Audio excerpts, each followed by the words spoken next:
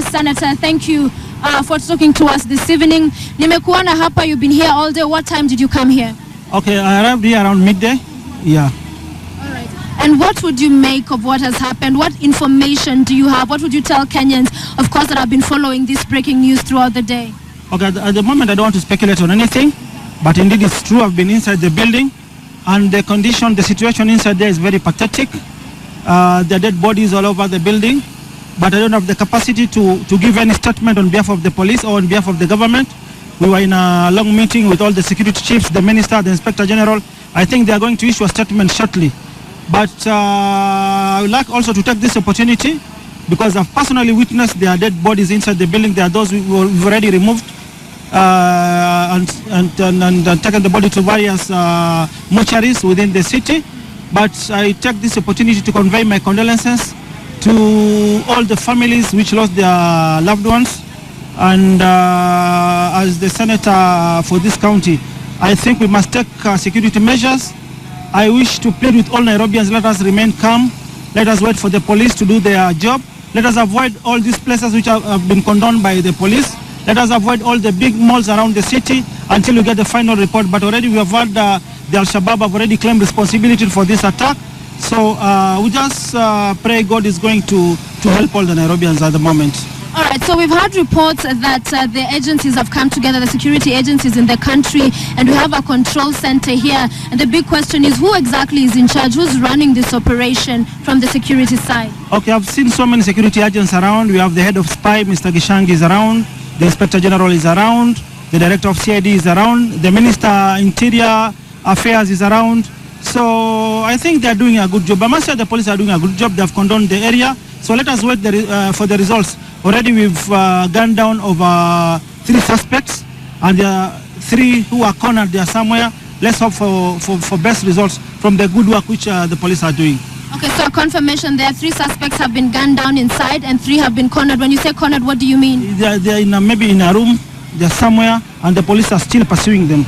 Okay, and have efforts been made to know what they want? What have they made? Any demands? Have they said what it will take for them to surrender or otherwise? No, at the moment there are no demands, but we've heard if you speak Arabic, they leave you. So that's a clear indication that these guys are not gangsters. They are not the local gangsters from Nairobi. They are just terrorists. Okay. Yeah. So no demands as yet? At the moment I cannot comment on that because I've not faced them face to face and heard that.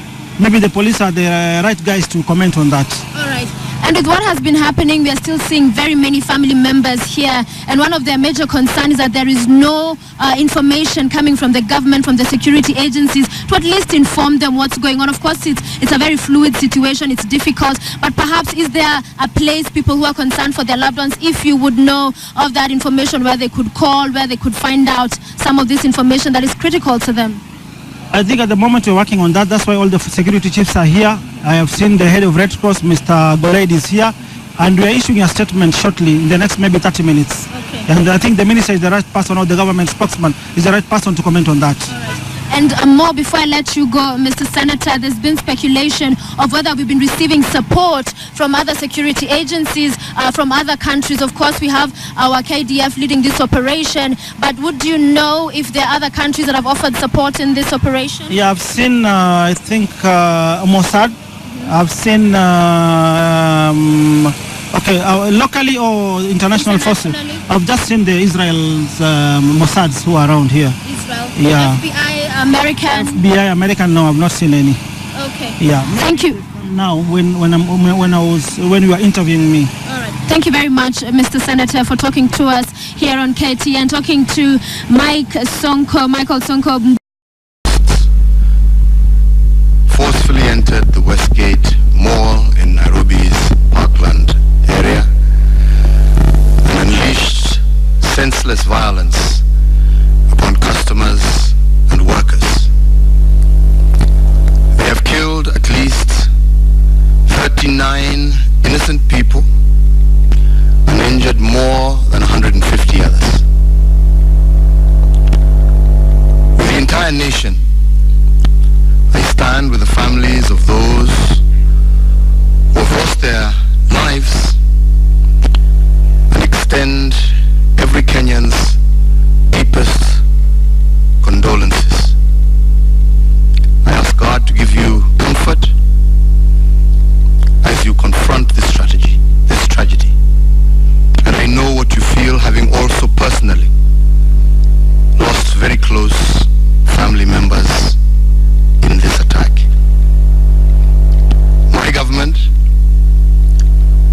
provide the support you will need in the days to come. To those who are injured, I wish you a quick recovery from the physical and other shocks you underwent today. The government will be at hand to ensure that your lives return to normal as quickly as possible. The people of Kenya have been wonderful as always.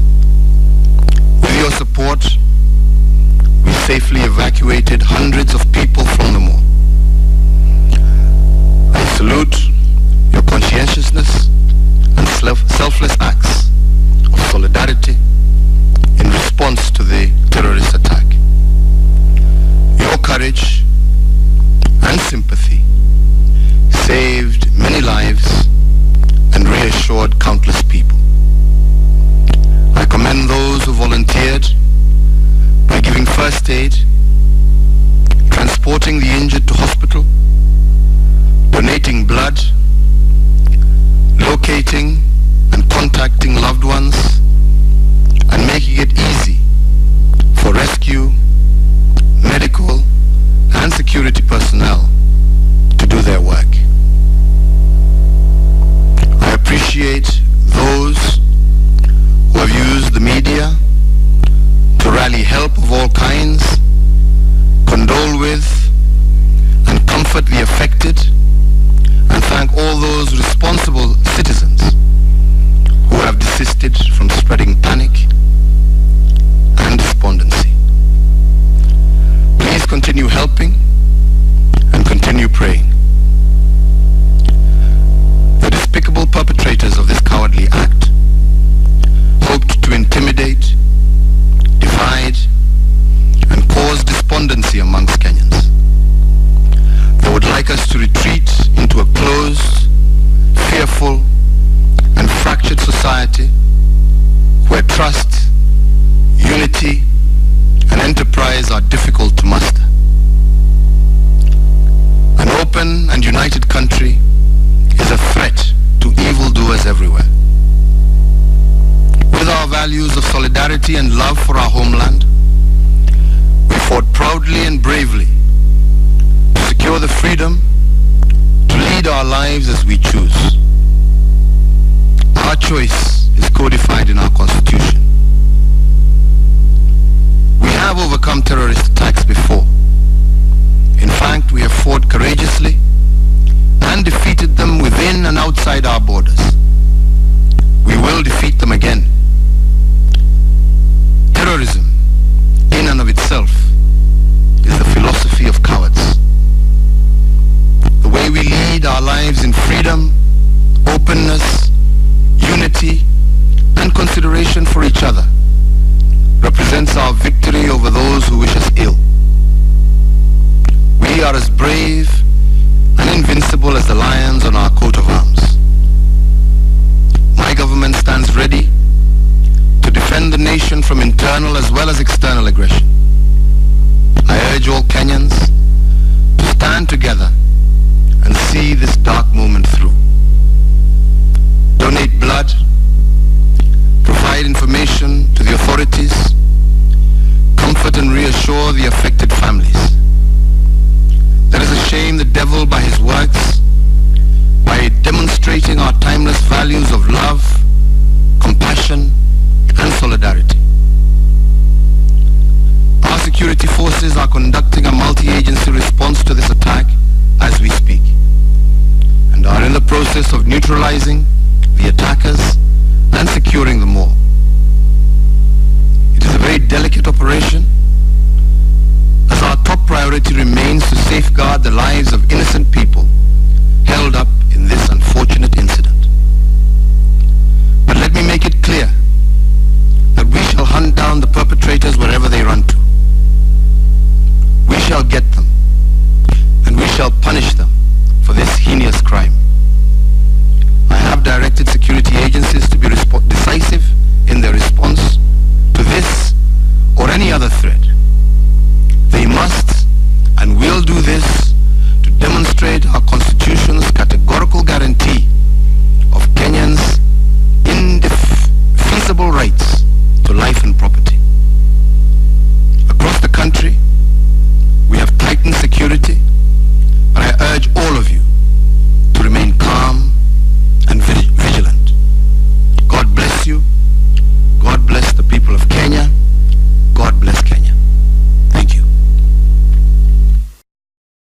want to take this opportunity to thank all Kenyans for their calm during this tragedy at the Westgate.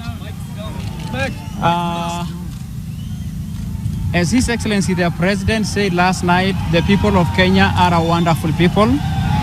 They have continued to be conscientious and resilient. They have been courageous and they are patriotic. This is a multi-agency national security operation and it is still ongoing. Please. We are grateful for all offers of support from individuals and friendly countries that we have received. But by and large, this remains a national security issue. This morning at 7 a.m., the National Security Advisory Council met and determined the way forward. They have already briefed the President on the overnight events and the developments and the way forward for the day. More people have evacuated from the mall, but a number still remain inside. The operation is very delicate because our objective is to make sure that the Kenyans who are still in the mall are evacuated safely. That makes the operation delicate. Regrettably, the human loss in the attack also went up tonight, and so far we can confirm that 59 people have been killed. The number injured has risen to 175. Many of the injured were taken to hospital and treated, and many have been discharged. With the entire nation, we stand with the families of those who have lost their lives and extend every Kenyan's deepest condolences. We ask God to give all of you comfort as you confront this tragedy.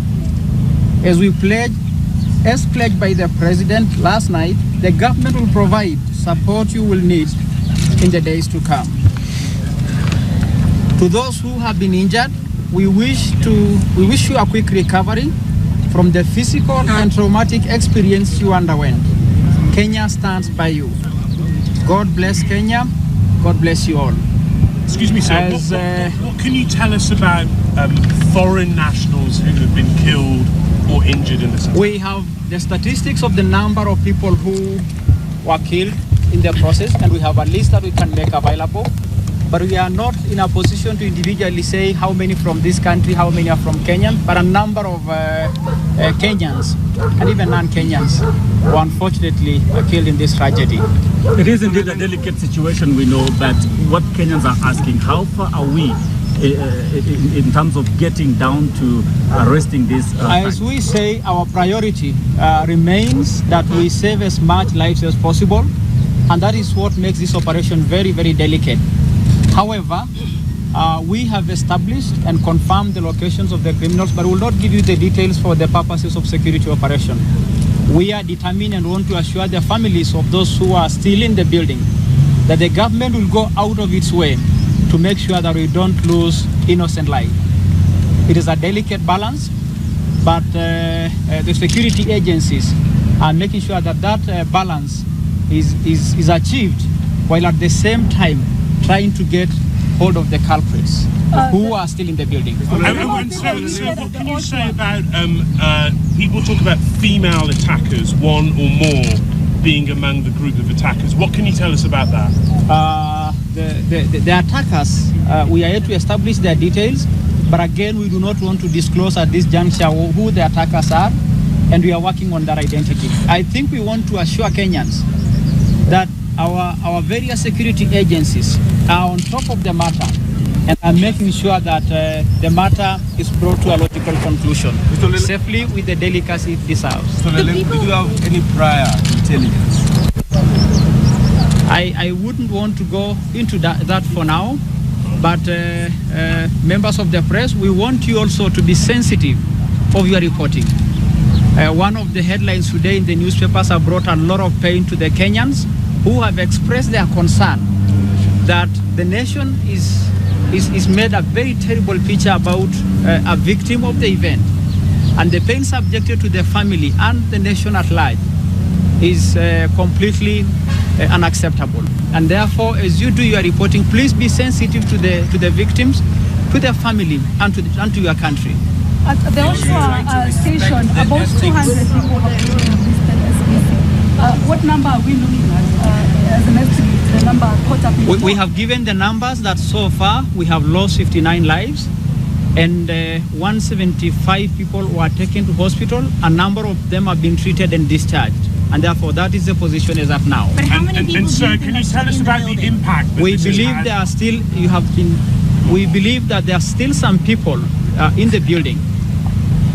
We believe there are some people in the building, and that is why we say that the operation is very delicate. Are they just hiding, or are they being held actively hostage? No precise information on that, and we will not want to divulge that further. Have you spoken to the attackers? How many attackers are we talking about? Do you have an idea how many of these attackers are in there? Members of the press, we have indicated that we have information that a good number of the attackers are still also in the building. We've been able to fairly isolate them. Have you spoken to any?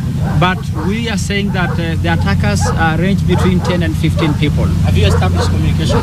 No, not yet.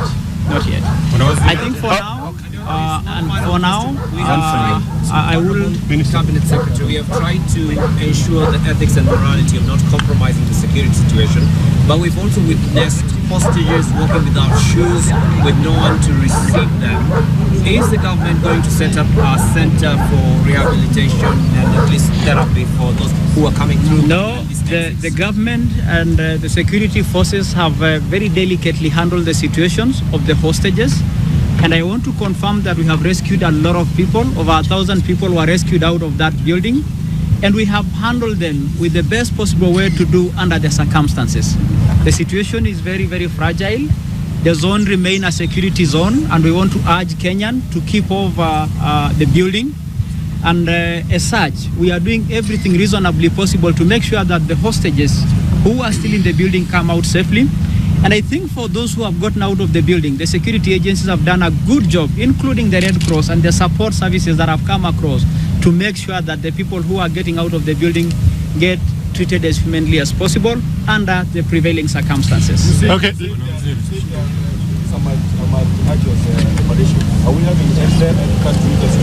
I have said that this remains a national security operation, and when we talk about a multi-agency operation, we are talking about the various security arms of the country. And therefore, by and large, this remains a national security operation. We have received a lot of goodwill messages out of the country from friendly nations and individuals, and we are very grateful for the same. But for now, it remains our own operation. Kenyans across the world have shown a lot of commitment to this. In fact, some of them are saying they want to send blood from wherever they are through airlines to come to this country. And many people have donated blood in the hospitals. And we want to say as a people, this has made us more resilient. Our country, by all means, we will secure it. The criminals who have come out to do this will face the full force of our gallant forces. We are grateful because our soldiers, our police have shown full commitment to this. And for you Kenyans, we thank you for also sending messages of goodwill and supporting this. All the way here, but they're walking shoeless, trying to get their relatives calling. Is there a center which will be established here, kindly? I think the emphasis here should be to see the amount of people who have been rescued. For us to have been able to get over 1,000 people out of the building, it is something we must thank the people who are carrying out the operation. Okay, ladies and losing a shoe here and there is insignificant to the potential of losing life. Let's go to the link of my last question. When you say the attackers have been isolated, have they been isolated with some of the hostages? The details of those we will not be able to share with you, but I want to assure Kenyans that our security agencies are fully in control of the situation. And therefore, for now, we want to thank you. We will keep you posted, and possibly in an hour or so, we'll come back to you. So please allow us to go and plan the next stage of the operation, because we are now very clear of what is happening in the building. We are in control of the remote control center, the CCTV center. We are in control of it, and therefore, leave us to do the rest of the job. Does that mean that you're planning a full assault I think for now, we want to say thank you, and we will be back to you. Thank you very much. Asanteni sana. Shukran sana mtazamaji, tunaendelea kukuletea taarifa hizi kama zinavyokuja hapa Kama ulivyoona hapo ni waziri wa usalama na uratibu wa masuala ya taifa Joseph Ole Lenku, ambaye kwa kweli amesema kwamba idadi ya waliokufa katika mkasa huo imeongezeka hadi watu 59. Kwa hivyo tafadhali mtazamaji, ukijaribu kuangalia hapa, mambo ni kwamba wanahabari wanajaribu, kila mmoja wao anataka apate angalau fursa ya kupata hili na lile kuhusu taarifa ambazo zinapaswa kuwa kufikia hapo hewani. Kwa hivyo mtazamaji, tumeona kwamba waziri amesema kwamba watu waliofariki, idadi hiyo imeongezeka hadi 59, na wale waliopata majeraha mbalimbali ni takriban watu 170. Kwa hivyo ni hali ambayo imezua mhemko nchini, na kila mmoja bila kuzingatia dini wala mwegemeo wote wa kisiasa. Sasa tumeona kwamba viongozi wote wa taifa hili wanasema kwamba katika hali kama hii sasa Wakenya wote wanapaswa kushikana mikono pamoja kabisa kwa ajili ya kukemea tendo hili la kigaidi. These people came, we was working, and they came, they entered the basement, they entered the entrance, all the entrance. Okay, it was a very dangerous thing, and again we say to you. Bullets were all over. We tried running, and there was no way. So where did you seek sanctuary? Where did you hide? I just hid myself under the trolleys of Nakumat. Goodness gracious. Yes. So, and how was it, all those hours praying for an escape route, nobody talking to you? How dangerous was it? The rescue is only God. I was with God. I was all alone, and what I can say is that if you don't believe in the God that I saw. Bullets were running over my head, but God protected me until around 11. That is where I crawled until I entered my office, and I locked myself inside. You were locked up in your office throughout the night. Yes. There was no sign of any rescue. How did you manage to escape the scene? No, they communicated with me.